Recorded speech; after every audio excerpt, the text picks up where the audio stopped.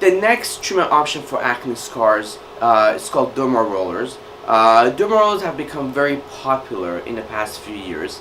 So what a DermaRoller is, it's a roller that at the tip has about 500 sharp needles. And the depth of those needles determine the efficacy of the DermaRoller technique.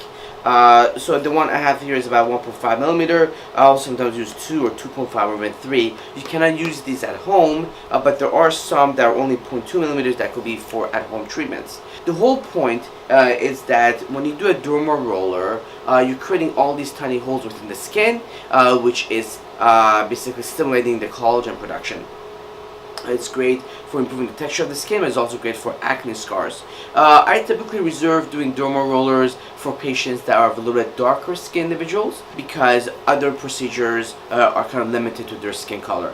DermaRoller does work, especially when you use the needles a little bit deeper, but it could hurt. So what we typically do, we put topical numbing on for about 15 to 20 minutes, sometimes even longer, and then we do the DermaRoller procedure. And if you do it multiple times, about a month apart, you're going to get very good improvements. Sometimes I also recommend that the patients get the non-physician versions of them, the one that are only 0.2 millimeters for the home use kit, and sometimes they also do it at home for better improvement as well.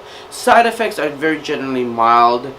Some people could get pigmentation changes. As long as you're not too aggressive, most patients do really well with a DermaRoller. Overall, the improvements is not as great as some of the other techniques like CO2 laser, TCA cross technique, or subcision. It is typically my 4th or 5th option for treating the acne scars. It is not one of my top ones because I don't think you get significant improvements from it.